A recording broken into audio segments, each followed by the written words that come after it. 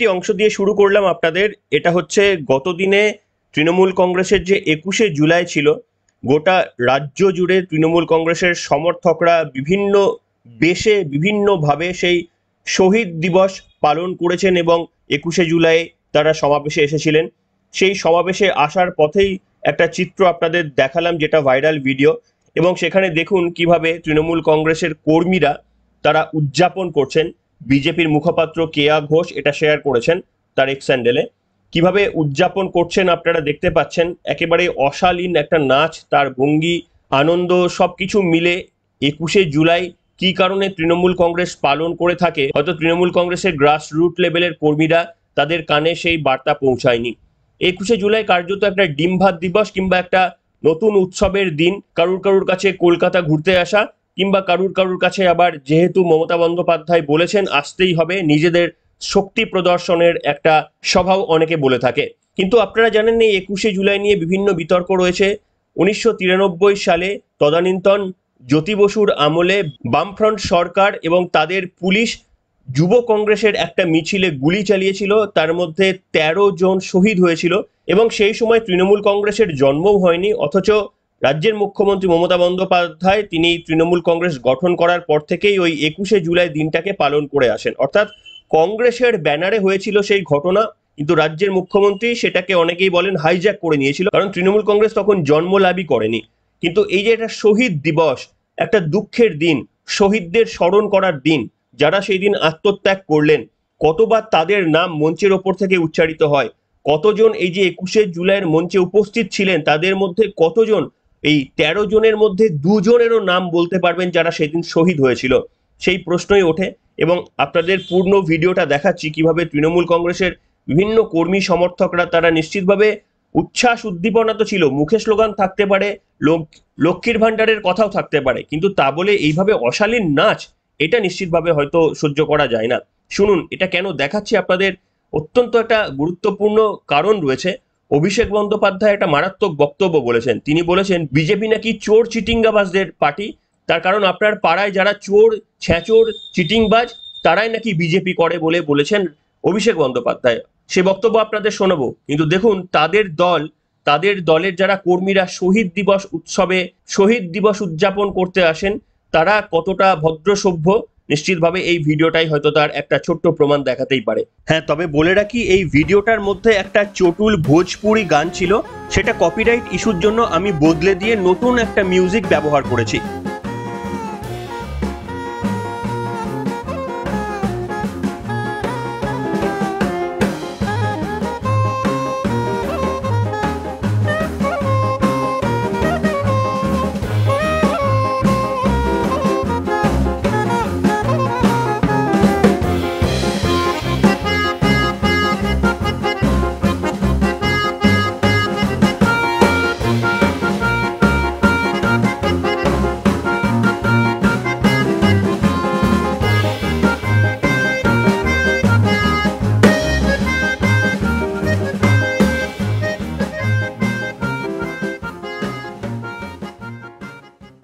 দেখলেন বন্ধুরা, ভাবতে অবাক লাগে, তৃণমূল কংগ্রেসের কর্মী সমর্থকরা শহীদ দিবস উদযাপন করার সময় এই ধরনের অশালীন চটুল নাচ এইভাবে তারা প্রদর্শন করে, এবং এরা নাকি আমাদের দেশকে গড়বে, আমাদের রাজ্যকে গড়বে, মমতা বন্দ্যোপাধ্যায়কে সাপোর্ট দিয়ে এরা নাকি আমাদের রাজ্যকে তৈরি করবে।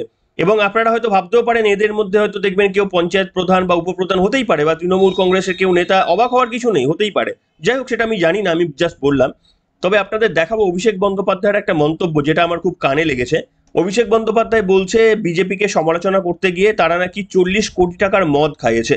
যদিও আমরা জানি যে পশ্চিমবঙ্গে আবগারি দপ্তরের যেভাবে রমরমা বাজার, সেটা বিভিন্ন ক্ষেত্রে যখন প্রকাশ পায় সেটা আমরা দেখতে পারি। প্রত্যেকবার পুজোর সময়, দুর্গা পুজোর সময় একেবারে গতবারের থেকে রেকর্ড ভেঙে প্রচুর ব্যবসা করে আবগারি দপ্তর।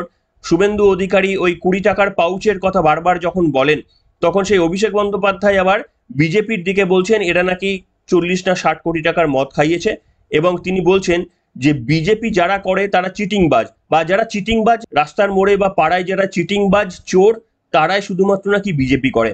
আমার মনে হয় কোনো দল সম্পর্কে এরকম কুরুচিকর মন্তব্য করা উচিত নয়। তার কারণ একজন রাজনৈতিক নেতা হয়ে অন্য একটি দল সম্পর্কে এই ধরনের একেবারে কুরুচিকর মন্তব্য করা উচিত নয়। তবে দলটির নাম তৃণমূল কংগ্রেস এবং নেতৃত্বের নাম অভিষেক এবং মমতা বন্দ্যোপাধ্যায়, তাদের কাছে যে কোনো বক্তব্যই একেবারে এক্সপেক্টেড। কারণ অভিষেক বন্দ্যোপাধ্যায় গতদিনেও ওই 21শে জুলাইয়ের মঞ্চ থেকে হাইকোর্টের সমালোচনা করেছেন। এর বাইরে আর কি আপনারা শুনতে চান? আসুন অভিষেক বন্দ্যোপাধ্যায় কি বলেছিলেন সেটা আপনারা শুনুন, এবং আপনারা খেয়াল রাখবেন এই নাচটা যেটা আপনাদের দেখালাম, এই চটুল নাচ তৃণমূল কংগ্রেসের কর্মীরা নাচতে নাচতে শহীদ দিবস পালন করতে আসছেন, আর অভিষেক বন্দ্যোপাধ্যায় বলছেন যে বিজেপিতে নাকি চোর ছেচোররা থাকে। শুনুন তার বক্তব্য। আমরা গরিব মানুষের বাড়িতে ভাত তুলে দেওয়ার জন্য তাদের পাশে দাঁড়াই, আর বিজেপি দাঙ্গা করে সাম্প্রদায়িক বিভাজন করে মানুষকে মদ খাওয়ানোর জন্য 40 কোটি টাকা খরচা করে। আপনারা ভাবছেন 40 কোটি টাকার মদ কে খাবে? পাড়ায় গিয়ে, এলাকায় গিয়ে, গ্রামে গিয়ে দেখবেন ডান দিক বাঁ দিক সামনে পেছনে তাকালে আপনার এলাকায়, আপনার বুথে, আপনার গ্রামে, আপনার পাড়ায় কোনো ভদ্রলোক সভ্য লোক বিজেপি করে না। সব মাতাল, মদ, দুর্নীতিগ্রস্ত, চোর, চিটিংবাজ, সব বিজেপি। সেই কারণেই তো মানুষ এদের বর্জন করেছে। আর জনগণের গর্জন কি? ওরা নরেন্দ্র মোদীর গর্জনে বিশ্বাস করেছিল, ওরা ইডির গর্জনে বিশ্বাস করেছিল, ওরা সিবিআই এর গর্জনে বিশ্বাস করেছিল, ওরা কেন্দ্রীয় বাহিনীর গর্জনে বিশ্বাস করেছিল, ওরা টাকার গর্জনে বিশ্বাস করেছিল, বিচার ব্যবস্থা, সংবাদ মাধ্যমের গর্জনে বিশ্বাস করেছিল। আমরা গরিব মানুষের গর্জনে বিশ্বাস করেছিলাম। জনগণের গর্জন কি আজকে ভারতীয় জনতা পার্টি বুঝে গেছে। শুনলেন বন্ধুরা, এই জন্যই বললাম যে এই ধরনের বক্তব্যগুলো বলা উচিত নয়। তার কারণ আমি তো বলছি না, দেখুন এই প্রতিবেদনে আমি কোথাও বলিনি এই যারা চটুল নাচছেন, যারা এইভাবে শহীদ দিবস পালন করতে আসছেন, এর জন্য দায় আমি একেবারে মমতা বন্দ্যোপাধ্যায় বা অভিষেক বন্দ্যোপাধ্যায়ের কাঁধে দিইনি। হ্যাঁ, এটা রাজনৈতিক সংস্কৃতিকে আমি দায়ী অবশ্যই করতে পারি, কিন্তু আমি মমতা বন্দ্যোপাধ্যায়কে এর জন্য দায়ী করলাম না বা অভিষেক বন্দ্যোপাধ্যায়কে দায়ী করলাম না। কিন্তু অভিষেক বন্দ্যোপাধ্যায় নির্দ্বিধায় বললেন যারা চোর ছেচোর, রাস্তায় মোড়ে বা পাড়ায় যারা চোর ছেচোর, তারাই নাকি শুধু বিজেপি করে। এই ধরনের একটা কুরুচিকর তিনি মন্তব্য করলেন, যেটা এক্সপেক্টেড নয়। কিন্তু অভিষেক বন্দ্যোপাধ্যায় তৃণমূলের সেকেন্ড ইন কমান্ড, তিনি যা কিছু বলতেই পারেন। রাজ্যবাসী হিসাবে আমাদের সবই শুনতে হবে।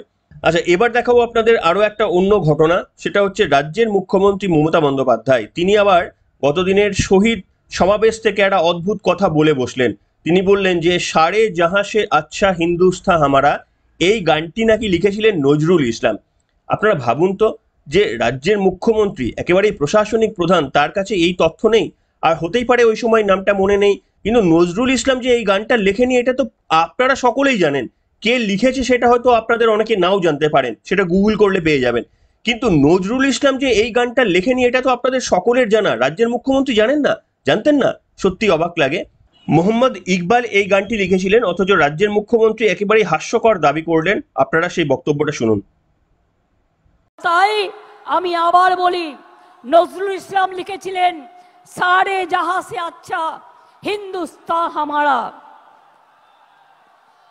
মনে রাখবেন, साल फरोसी को तमन्ना आज हमारा देश में है, देखते हैं जोर किसका बाजुए कतिल में है। তাই আমি আবার বলি, নজরুল ইসলাম লিখেছিলেন সারে জাহাঁ সে আচ্ছা হিন্দুস্তান হামারা। এর আগেও মুখ্যমন্ত্রীকে এই ধরনের অদ্ভুত অদ্ভুত সমস্ত মন্তব্য করতে আমরা দেখেছি, যদিও তিনি কখনোই সতর্ক হন না এবং তিনি মনে করেন না যে হয়তো এগুলোকে শুধরে নেওয়ার প্রয়োজন রয়েছে। কারণ হিসেবে আপনারা বলতে পারেন তৃণমূল কংগ্রেসকে যারা ভোট দেয় তারা এই মমতা বন্দ্যোপাধ্যায় কতটা ভুল ইনফরমেশন দিলেন বা কতটা কি বললেন এটাতে কেউ গায়ে মাখেন না। রাজ্যের মুখ্যমন্ত্রী 500 টাকাটা বাড়িয়ে 550 টাকা করলেন কিনা বা 1000 টাকাটাকে বাড়িয়ে 1250 টাকা করলেন কিনা, এটাই কিন্তু পশ্চিমবঙ্গবাসীর, বিশেষ করে যারা তৃণমূলকে সমর্থন করে, তারা এইটাতেই বেশি চিন্তিত। মমতা বন্দ্যোপাধ্যায় কিছু একটা ভুল তথ্য দিলেন কিনা, এতে তার রাজনৈতিক সংস্কৃতির পরিচয় সামনে চলে এলো কিনা, এই নিয়ে পশ্চিমবঙ্গবাসীর একটা বড় অংশ যে খুব চিন্তায় রয়েছে, এটা আমি বিশ্বাস করি না। যাই হোক, এবার আপনাদের দেখাতে চাইবো অভিষেক বন্দ্যোপাধ্যায়ের পর্বে ফিরে আসি। অভিষেক বন্দ্যোপাধ্যায় গতদিনে বেশ কিছু কথা বলেছেন এবং তার বেশিরভাগ জুড়ে, অভিষেক বন্দ্যোপাধ্যায়ের বেশিরভাগ জুড়ে কিন্তু আপনারা যদি বক্তব্য শুনে থাকেন দেখবেন ওই ইডি সিবিআই নিয়ে কিন্তু তিনি বক্তব্য বলেছেন। আসলে আপনার মাথায় সব থেকে বেশি যেটা চিন্তা চলে না, আপনার আলোচনাও ওই কেন্দ্রিক হয়ে যায়। যদি এই মুহূর্তে অভিষেক বন্দ্যোপাধ্যায়ের মাথায় ইডি সিবিআই এর ভয় না থাকতো, আমার মনে হয় এত ইডি সিবিআই নিয়ে অভিষেক বন্দ্যোপাধ্যায়ের বলার প্রয়োজন বোধ করতেন না। ধরুন এই আপনাদের যখন কোনো এক্সামিনেশন রয়েছে, যখন কোনো সামনে বড় এইচএস বা মাধ্যমিকের মতো পরীক্ষা থাকে, আপনি যেখানেই যান বন্ধুদের সাথে গল্প করলেও দেখবেন ওই এইচএস মাধ্যমিকের আপনার প্রিপারেশন কি, বা পরীক্ষা শক্ত হবে কিনা, কোয়েশ্চেন কেমন আসবে, এই নিয়েই আপনি আলোচনা করবেন। বা আপনি যদি ধরুন কোনো লোনে ডুবে থাকেন, প্রচন্ড আর্থিক সমস্যায় ভুগছেন, তাহলে দেখবেন আপনি আপনার ফ্যামিলির সাথে বা যার সাথে কথা বলবেন, আপনি চেষ্টা করবেন ওই সংক্রান্ত কথা বলে কিছু সলিউশন খোঁজার বা কিছু বক্তব্য রাখার। অর্থাৎ যে ঝামেলা নিয়ে আমরা যাই, সেই ঝামেলা নিয়ে কিন্তু আমাদের বক্তব্যগুলো বেশি করে বেরিয়ে আসে। আর অভিষেক বন্দ্যোপাধ্যায়ের গতদিনে যে বক্তব্য বললেন, তার সিংহভাগই ওই ইডি সিবিআই কেন্দ্রিক তিনি বক্তব্য বললেন। পরিষ্কার যেন বোঝা যাচ্ছে যে তার মস্তিষ্কে এই মুহূর্তে ইডি সিবিআই এর ভয় কিন্তু একেবারে চেপে বসেছে, এটা পরিষ্কার যেন মনে হচ্ছে। তবে আপনাদের শোনাতে চাইবো অভিষেক বন্দ্যোপাধ্যায়ের একটা ইন্টারেস্টিং কমেন্ট। আপনারা জানেন যে অভিষেক বন্দ্যোপাধ্যায় কিছুদিন রাজনীতি থেকে বিরতিতে চলে গিয়েছিলেন। অনেকেই বলেছিলেন, শুভেন্দু অধিকারীরা বা বিজেপিরা অনেকেই বলেছিলেন যে তিনি ছুটি কাটাতে গিয়েছেন বিদেশে। অনেকে বলেছেন তিনি ছুটি কাটাতে নয়, তিনি চোখের ট্রিটমেন্ট করতে বিদেশে গিয়েছেন। আবার অনেকে বলেছেন তিনি দেশের মধ্যে রয়েছেন। জানি না, সে তথ্য আমাদের নেই। অভিষেক বন্দ্যোপাধ্যায়ের বলা উচিত ছিল যে তিনি কোন কোন জায়গাতে ছিলেন, সেটা তিনি বলেননি, সেটা তার ব্যক্তিগত ব্যাপার। তবে তিনি একটা তথ্য দিয়েছেন। তিনি বলছেন যে আপনারা এই যে দেখলেন না, আমি কিছুদিন বিরতিতে ছিলাম, আসলে আমি পর্যালোচনা করছিলাম, এই সমস্ত বিষয় নিয়ে আমি পর্যালোচনা করছিলাম, এবং যার ফল আপনারা 3 মাসের মধ্যে দেখতে পারবেন। এরকম একটা বিরাট চমক দেওয়ার চেষ্টা করলেন। অর্থাৎ আগামী 3 মাসের মধ্যে অভিষেক বন্দ্যোপাধ্যায়ের আরো একটা চমক, পশ্চিমবঙ্গ নাকি নড়ে যাবে। হতেই পারে এরকম কোনো ঘটনা। দেখুন কি বললেন অভিষেক বন্দ্যোপাধ্যায়। 1-1.5 মাস কোন রাজনৈতিক কর্মসূচিতে আপনারা আমাকে দেখেননি, তার কারণ পর্যালোচনার কাজে আমি ব্যস্ত ছিলাম। আগামী 3 মাসের মধ্যে এর ফল আপনারা দেখবেন। 3 মাসের মধ্যে। আমি এক কথার ছেলে, কথা দিয়ে কথা রাখি। আমি বলেছিলাম 2021 সালের 21শে জুলাইয়ে যে যারা তৃণমূলে 21-এর নির্বাচনের আগে নিঃশ্বাস নিতে কষ্ট হচ্ছে, দম বন্ধ হয়ে আসছে বলে তৃণমূল ছেড়ে বিজেপিতে গেছিল, আবার যখন ফিরে আসতে চেয়েছে আমরা কয়েকজনকে দলে নিয়েছি। আমি কথা দিয়েছিলাম যারা দলে ঢুকছে তাদের কাউকে তৃণমূল কংগ্রেসের একটা সৈনিকের উপর ছড়ি ঘোরাতে দেবো না। 3 বছর পর আজকে তারা পারেনি। আমি আপনাদের বলছি, আমরা যতদিন আছি আপনারা গায়ে গতরে পরিশ্রম করে যেভাবে আপনারা দলকে প্রত্যেকটা নির্বাচনে জয় এনে দিয়েছেন, এই যে কোটি কোটি মানুষ, লক্ষ লক্ষ। শুনলেন বন্ধুরা, অভিষেক বন্দ্যোপাধ্যায় পর্যালোচনা করার জন্যই এই কয়েক মাস ছুটিতে চলে গিয়েছিলেন, রাজনীতি থেকে বিরত নিয়েছেন। আর আগামী 3 মাসের মধ্যে তিনি কতটা পর্যালোচনা ভালোভাবে করেছেন তার ফল নাকি পশ্চিমবঙ্গবাসী আমরা দেখতে পাবো। নিশ্চিতভাবে আমরা দেখতে চাই তৃণমূলের সেকেন্ড ইন কমান্ড কি পর্যালোচনা করলেন, এবং পর্যালোচনা করার পর আরো কি কি পদক্ষেপ নিচ্ছেন সেটা আমরা দেখতে চাই। তবে হ্যাঁ, উল্টো দিক থেকে কেন্দ্রীয় তদন্তকারী সংস্থা কোনো পদক্ষেপ নেবে তো বলে তো আর মনে হয় না। তার কারণ তারা তো অযোগ্য। পশ্চিমবঙ্গ মানুষের সামনে তো আমরা বারবার বলে থাকি যে অযোগ্য কেন্দ্রীয় তদন্তকারী সংস্থা আমাদের কাছে প্রমাণিত। তাই অভিষেক বন্দ্যোপাধ্যায় এখন কি পদক্ষেপ নেন, বরঞ্চ এদিকেই পশ্চিমবঙ্গবাসীর ফোকাস করা উচিত। যাক বন্ধুরা, কি বলবেন আপনারা? আপনাদের মন্তব্য লিখে জানাবেন। অনেকগুলো তথ্য গতদিনে যারা 21শে জুলাইয়ের মঞ্চে এই সমস্ত খবরগুলো পাননি, একটা খবরের মধ্যে, একটা প্রতিবেদনের মধ্যে একেবারে কম্প্যাক্ট আকারে যতগুলো ইনফরমেশন দেওয়া সম্ভব সবগুলো গুরুত্বপূর্ণ ইনফরমেশনগুলো আপনাদের একটা পর্বের মাধ্যমে দিয়ে আপডেট করার চেষ্টা করলাম। আপনাদের মতামত অবশ্যই কমেন্ট সেকশনে লিখে জানাবেন। আপনারা কি মনে করছেন অভিষেক বন্দ্যোপাধ্যায়ের এই যে 3 মাসে কি চমক তিনি দেখাতে পারেন, কিংবা তৃণমূল কংগ্রেসের এই 21শে জুলাই যেভাবে তারা উদযাপন করছে, শহীদ দিবসকে এইভাবে উদযাপন করা আদৌ উচিত কিনা, সেই সব বক্তব্যও আপনারা লিখে জানাতে পারেন আজকের পর্বে। এখনকার মতো এখানে শেষ করলাম।